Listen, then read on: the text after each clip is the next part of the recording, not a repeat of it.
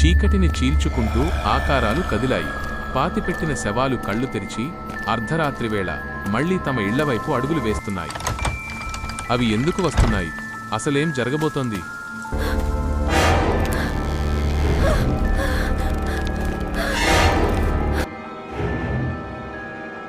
శివన్న ఒక కాటికాపరి.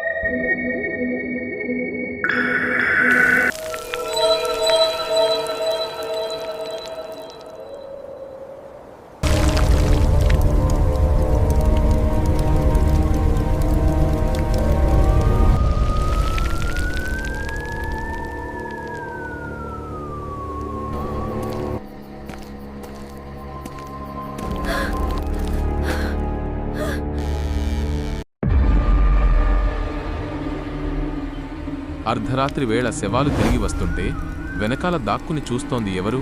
అసలా వీడియో ఎందుకు తీస్తున్నారు?